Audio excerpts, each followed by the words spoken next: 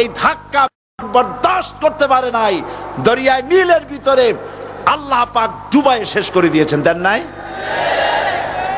হযরতে মুসা আলাইহিস সালাম তার উম্মতেরা দরিয়ার পাশে বসে দ্বীনি কথাবার্তা বলতেছেন। এমন সময় ফেরাউন, তার শত্রু হচ্ছে মুসা আলাইহিস সালাম। শত্রু কেন? মুসা কি ফেরাউনের পাকা ধানে মই দিয়েছে নাকি? বলেন আপনারা। তার হালের গরু পিটায় মারছে নাকি? অপরাধ হলো তিনি আল্লাহর জমিনে আল্লাহর আইন প্রতিষ্ঠার কথা বলেছেন। এই শুধুমাত্র এই অপরাধে ফেরাউন তার দলবল নিয়ে 3 দিক থেকে আক্রমণ করেছে। মুসা আলাইহিস সালামের উম্মতেরা ভয় পেয়ে গেছেন। তারা বলছেন ইন্না লামুদরাকুন, আমরা পাকড়াও হয়ে গেছি।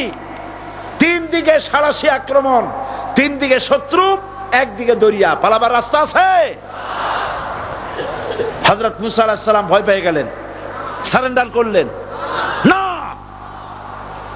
হযরত মুসা আলাইহিস সালাম বললেন কাল্লা, কখনো নয়, ভয় পাওয়ার কোনো কারণ নাই।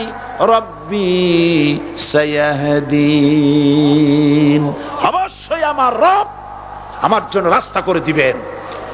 ভয় পাইও না, আমার রব রাস্তা করে দিবেন। আল্লাহ রাব্বুল আলামিন হযরত মুসা আলাইহিস সালামকে অর্ডার করলেন, হাতের লাঠি দিয়া দরিয়ার উপরে আঘাত করো। হযরত মুসা আলাইহিস সালাম দরিয়ার উপর আঘাত করলেন। রাস্তা ছিল দরকার একটার, এক বাড়িতে আল্লাহর হুকুমে লাঠি দিয়ে একটি আঘাত করার সঙ্গে সঙ্গে হযরত মুসার তার সঙ্গী সাথী দরিয়া পার হওয়ার জন্য দরিয়ার মধ্য দিয়ে আল্লাহ 12টা রাস্তা পয়দা করে দিলেন। সে আল্লাহ আছে না নাই? এত আসতে বলেন কেন? ভয় পাওয়ার কারণ আছে? রাষ্ট্র শক্তি বাধা দিয়েছে সমস্ত নবীদেরকে। কেন? নবীদের চরিত্র খারাপ? জোরে বলেন, নবীদের চরিত্র খারাপ? নবীদের চাইতে মাসুম বেগুনাহ উন্নত চরিত্রের মানুষ আল্লাহর আকাশের নিচে জমিনের উপরে আর হয় নাই। তোমরা যে সব নেতাদের পিছনে দৌড়াও, অমুক সৈনিক, নেতা নেতা করে মরো, এইসব নেতা যাদের পিছনে দৌড়াও, এই নেতাগুলি, আমি জিজ্ঞেস করি আপনাদেরকে, এই নেতাগুলি জীবনে একবারও জেনা করে নাই। এ ব্যাপারে অনুসারীরা আপনারা কি নিশ্চিত? মিথ্যা কথা জীবনেও কয় নাই, প্রতারণা করে নাই, ঠাট্টা করে নাই, বিদ্রুপ করে নাই, মদ খায় নাই, মানুষ হত্যা করে নাই। কিসের নেতা?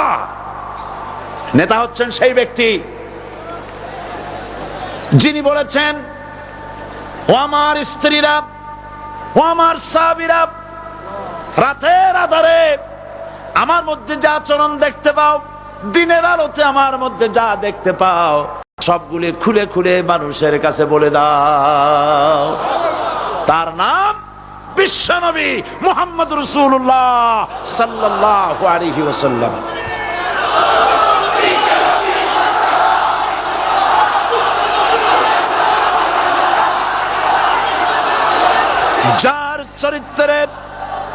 যার চরিত্রের সার্টিফিকেট আল্লাহ রাব্বুল আলামিন নিজে দিচ্ছেন, ওয়া ইন্নাকা লাআলা খুলুকিন আযীম। নবী হে, উন্নত চরিত্রের উপরে আপনি প্রতিষ্ঠিত। সুবহানাল্লাহ। কে সার্টিফিকেট দিচ্ছেন? আযীম, আযীম। আরবিতে চওড়াকে বলা হয় আরিদ, গভীরতাকে বলা হয় আমিক। কত প্রশস্ত, যা মাপার কোনো ফিতা নাই, কত গভীর, যা মাপার কোনো যন্ত্র নাই, এইটাকে আরবিতে বলা হয় আজিম। সুবহানাল্লাহ বলতে ইচ্ছে করে না? ও নবী, তোমার চরিত্র এমন যা মাপার মতো যন্ত্র পৃথিবীতে নাই।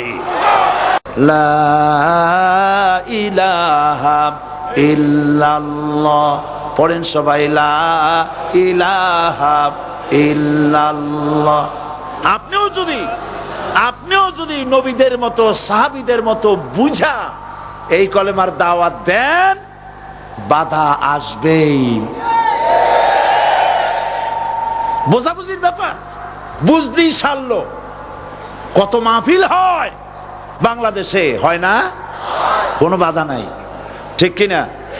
কত পূজা হয়, পার্বণ হয়, গান হয়, থিয়েটার হয়, গুণাগার বিবির গান হয়, কত কিছু হয়।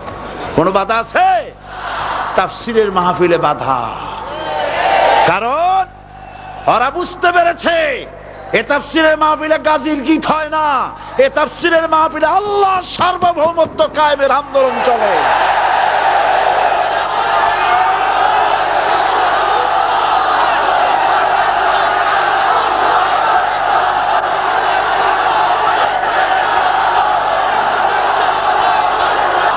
বিশ্বকবি আল্লামা ইকবাল কি সুন্দর করে বলেছেন, আজ ভি হো জু ইব্রাহিম কা ইমা पैदा आकर सकती है एक अंदाज़े गुलिस्तां पैदा।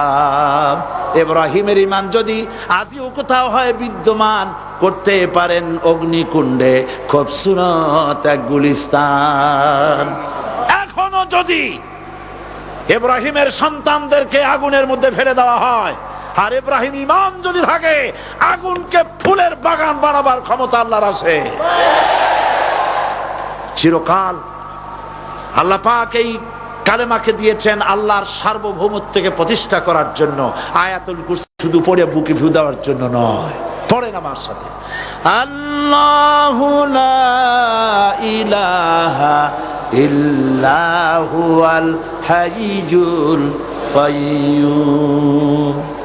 দুনিয়ার সমস্ত পয়গম্বর অত্যাচারিত হলেন, শুধু তাই নয়, বিশ্ব নবী আখেরি জামানার পয়গম্বর নবী মুহাম্মদ রাসূলুল্লাহ সাল্লাল্লাহু আলাইহি ওয়াসাল্লাম জাতির কাছে আসলেন।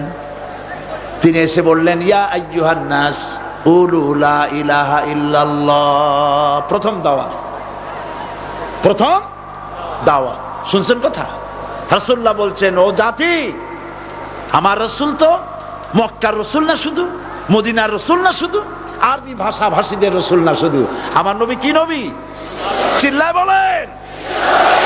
তাই তিনি বলেছেন, ও বিশ্বের মানবতা, বিশ্বের মানব গোষ্ঠী, যদি মুক্তি পেতে চাও, নাজাত পেতে চাও, উচ্চারণ করো, বিশ্বাস করো, আমল করো, বলো লা ইলাহা ইল্লাল্লাহ। জোরে পড়েন, লা ইলাহা ইল্লাল্লাহ, লা ইলাহা ইল্লাল্লাহু মুহাম্মাদুর রাসূলুল্লাহ। কোরআনে কারীমের ভিতরে আয়াতুল কুরসির মধ্যে বলে দিয়েছেন, আল্লাহু লা ইলাহা ইল্লাহু আল হাইয়ুল কাইয়্যুম। প্রাণ খুলে সবাই পড়েন, বসা মানুষ, দাঁড়ানো মানুষ, আল্লাহু লা ইলাহা ইল্লাহু আল হাইয়ুল কাইয়্যুম। আল্লাহ রাব্বুল আলামিন, তিনি ছাড়া কোনো ইলাহ নাই, তিনি সার্বভৌমত্বের মালিক, কেউ নাই আল্লাহ ছাড়া। এই কথা মানুষকে ঘোষণা করতে হবে। সুবহানাল্লাহ ওয়ালহামদুলিল্লাহ লা ইলাহা ইল্লাল্লাহ। সুবহানাল্লাহ ওয়ালহামদুলিল্লাহ লা ইলাহা ইল্লাল্লাহ। সুবহানাল্লাহ ওয়ালহামদুলিল্লাহ লা ইলাহা ইল্লাল্লাহ, লা ইলাহা ইল্লাল্লাহু মুহাম্মাদুর রাসূলুল্লাহ। আল্লাহুম্মা আমিন। রব্বানা যালামনা আনফুসানা ওয়া ইন লাম তাগফির লানা ওয়া তারহামনা লানাকুনান্না মিনাল খাসিরিন।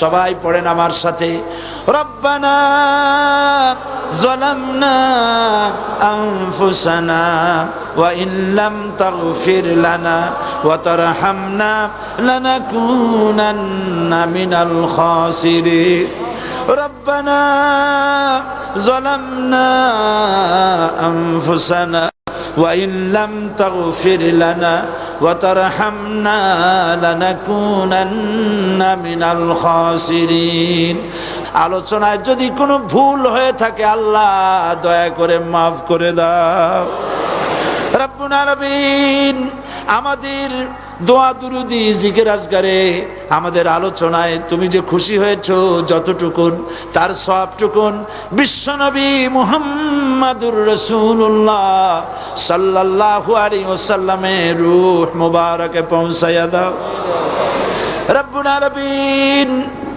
तमाम अंबिया किराम उलमाए मुतकद्दिमीन उलमाए मुताखिरीन सल्फे सालिहीन যারা দুনিয়া থেকে মুমিন মুমিনাত বিদায় হয়ে গেল আল্লাহ কবরগুলিকে জান্নাতের টুকরায় পরিণত করে দাও রব্বুল আলামিন এই লক্ষ লক্ষ মুসলমান নরনারী ভিক্ষুকের মতো তোমার দরবারে হাত তুলেছি আল্লাহ গো আমাদের মধ্য থেকে আমাদের মা বাপ যাদের দুনিয়া থেকে বিদায় হয়ে গেছে আল্লাহ আমাদের মা বাপের কবরে সওয়াব পৌঁছায়া দাও রব্বুল আলামিন আত্মীয় স্বজন যদি বিদেশে থাকে 2 মাস 6 মাস পর চিঠি দিয়া খোঁজ খবর পাওয়া যায় প্রত্যেক দিন টেলিফোন করে খবর পাওয়া যায় কিন্তু আমাদের মা বাপ যাদের মারা গেল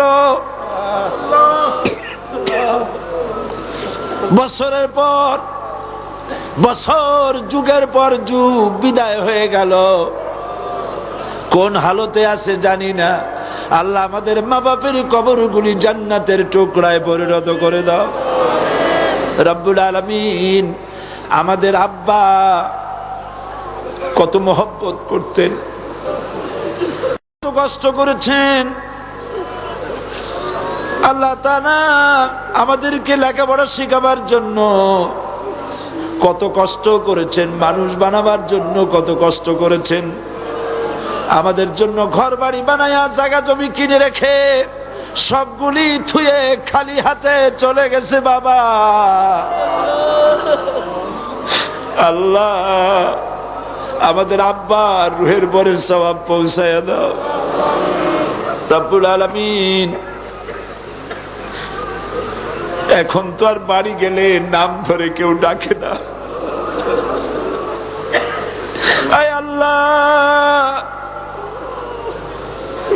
আমাদের আব্বা যত গুনাহ করেছি জানা অজানা সমস্ত গুনাহগুলি আল্লাহ তুমি সাইয়াতগুলি হাসানাত দিয়া বদলাইয়া দাও রব্বুল আলামিন আমাদের জনম দুঃখিনী মা আয় আল্লাহ মা যা যে হারাইছে সেই বোঝে কি নিয়ামত তার চলে গেছে আল্লাহ আমাদের মা যার বিদায় হয়ে গেছে মায়ের কবরটাকে জান্নাতের টুকরায় পরিণত করে দাও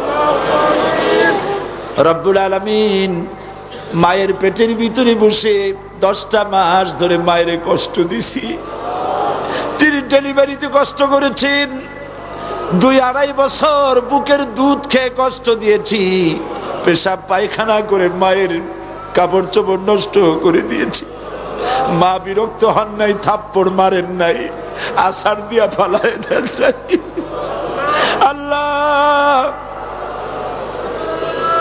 মা যাদের মারা গেল মাবুদ মায়ের কবরটাকে জান্নাতের টুকরা বানায়া দাও রব্বির হামহুমা কামা রব্বায়ানি সগীরা আমার ভাইয়েরা আমার মা বোনেরা করুণ ভাবে আল্লাহরে বলেন রব্বির হামহুমা কামা রব্বায়ানি সগীরা রব্বির হামহুমা কামা রব্বায়ানি সগীরা রব্বানা তাকাব্বাল মিন্না ইন্নাকা আনতাস সামিউল আলিম وتب علينا إنك أنت التواب الرحيم سبحان ربك رب العزة عما يصفون وسلام على المرسلين والحمد لله رب العالمين واجعل آخر كلمتنا عند الموت لا ইলাহা ইল্লাল্লাহু